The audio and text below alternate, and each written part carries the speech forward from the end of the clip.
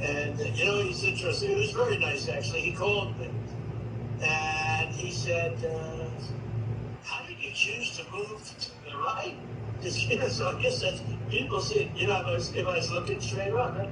He said, I said, I was just showing a chart. I didn't have to tell him the chart was on all the people pouring into our country, right? Presidential candidate and conspiracy theorist RFK Jr. accidentally leaked a video of him on the phone with Donald Trump after the assassination attempt, and Donald Trump is agreeing with some of his most heinous vaccine conspiracy theories. This Midas Touch article reads, independent presidential candidate RFK Jr. apologized this morning on Twitter for a video that was leaked by his campaign of his phone call with Donald Trump shortly after his assassination attempt.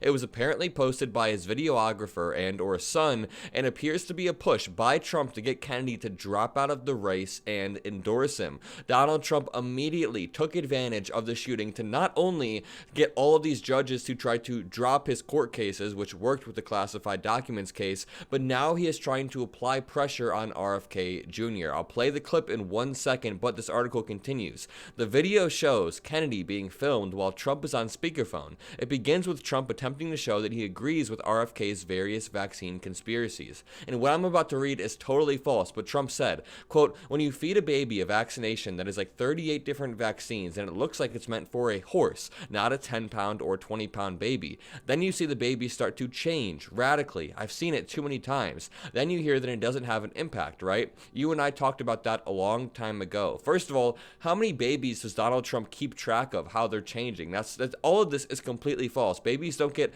38 different vaccines. They get maybe 10 while they're still a baby and then more throughout their life, and it doesn't radically change the baby. Any links between autism or anything like that have been thoroughly debunked.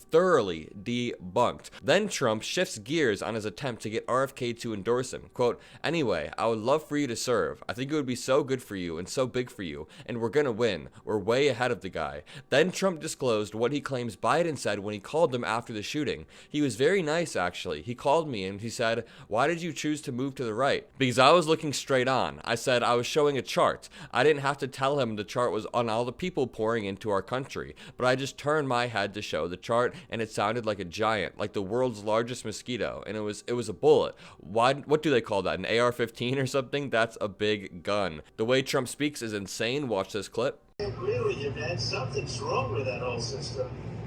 Yeah. And, and it's the doctors you find. Remember I said I want to do small doses. Small doses. When you feed a baby, Bobby, a vaccination that has like 38 different vaccines, and it looks like it's meant for a horse, not a 10-pound or 20-pound baby. It looks like you should be giving a horse this. And do you ever see the size of it, right? It's this massive. And then you see the baby all of a sudden starting to change radically. I've seen it too many times. And then you hear that it doesn't have an impact, right? But you and I talked about that a long time ago. And anyway, I would love you to do stuff. And I think it'll be so good for you and so big for you. And we're going to win. We're going to win. We're way ahead of the guy. And, he's interesting. It was very nice, actually. He called me, and he said, how did you choose to move to the right? So I guess that's, people say, if I was looking straight on, right? He said, I said, I was just showing a chart. I didn't have to tell him the chart was on all the people pouring into our country, right? But I just turned my head to show the chart, and something wrapped me. It felt like a giant, like the world's largest mosquito. And it was a bullet going around. What do they call that, an AR-15 or something? That was a big gun. That was a pretty tough. It sounded like the largest mosquito in the world. That is the most Trump line I've ever heard. But it's interesting that he thought President Biden calling him was interesting, and he was surprised that President Biden was nice.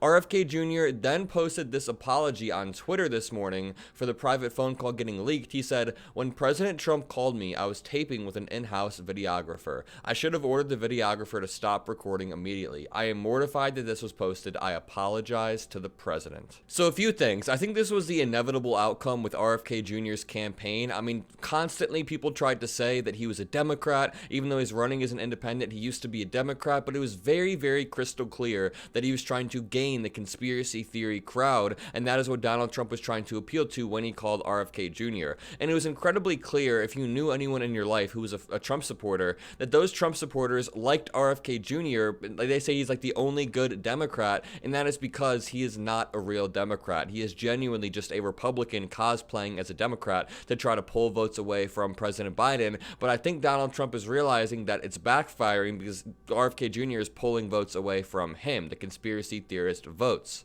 Donald Trump and his team must have some internal polling somewhere that shows RFK Jr. pulling away votes of key portions of his coalition, because if not, Donald Trump Jr. never would have called RFK Jr. and tried to get him to drop out and even offered him a position in his cabinet. I think that is the scariest takeaway from all of this, that if if Donald Trump gets back in office, he will likely appoint RFK Jr. in a key position in his cabinet, in some sort of health position, some sort of vaccine position. He was just saying, hey, I agree with your position on vaccines. I might give you a position in my cabinet if you drop out and endorse me. That is terrifying to me.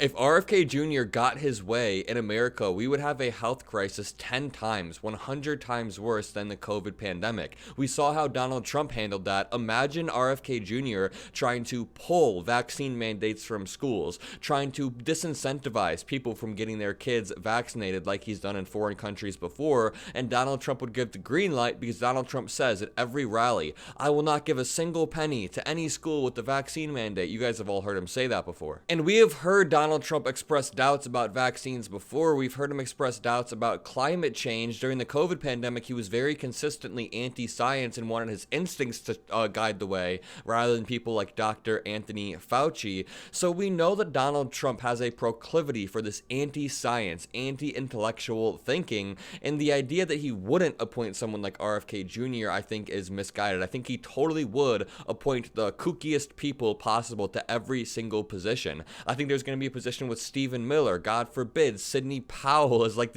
the attorney general. It would just be worst case scenario. And RFK Jr. has centered his entire campaign around his conspiratorial worldview. Now Donald Trump wants to bring him into the fold. So yeah, I just want to reiterate that while there's a lot at stake this election, we cannot give up fighting. I know the past few weeks, ever since the debate, have been pretty brutal. There have been Supreme Court rulings that were bad. There have been wins for Donald Trump and his campaign, but we can't get disillusioned. We can't get complacent. We can go out there, we can mobilize, we can phone bank, we can door knock. I've been canvassing. I might do some more canvassing operations with you guys.